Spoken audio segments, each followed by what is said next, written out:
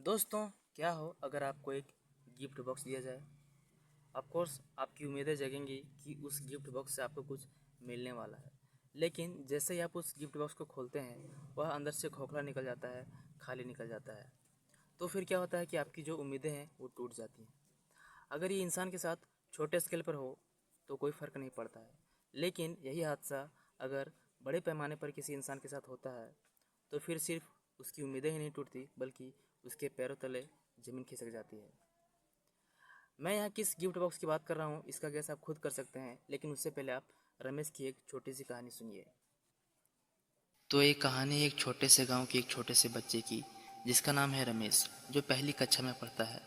वह पढ़ने में बहुत ही कमज़ोर है, और हो भी क्यों ना, क्योंकि वह पढ़ाई से इतना ज़्यादा फ्रस्ट्रेटेड रहता है कि स्कूल शायद ही कभी जाता है।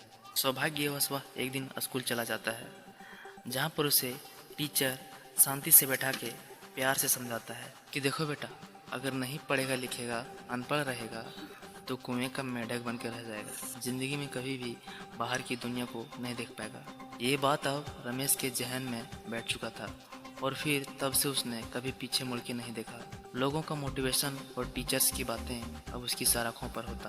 क्लास वर्क और होमवर्क खूब अच्छे से मन लगा के करता, और इस तरह जो बच्चा क्लास 1 में ही पढ़ाई छोड़ने का इरादा रखता था, वह दे छपैया दे छपैया दे छपैया दे छपैया कर करके ना सिर्फ 10वीं पास किया बल्कि 12वीं पास किया, ग्रेजुएशन भी किया और पोस्ट ग्रेजुएशन भी किया। लेकिन जब पोस्ट ग्रेजुएशन कर लिया, उसके बाद भी उसके चेहरे पर उदासी छाई हुई थी। जानते हैं क्यों?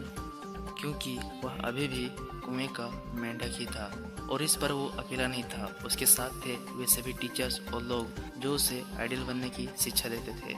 इस तरह रमेश को समझ में आ गया कि असल में वह कभी कुएं से बाहर निकला ही नहीं था, क्योंकि कुएं से बाहर वही निकाल सकता है जो ऑलरेडी कुएं के बाहर हो। क्योंकि जो खुद कुएं के अंदर हो वो क्या ही किसी को बाहर निकालेगा, फिर चाहे वो कोई टीचर हो या कोई मोटिवेशनल स्पीकर हो या कोई भी हो।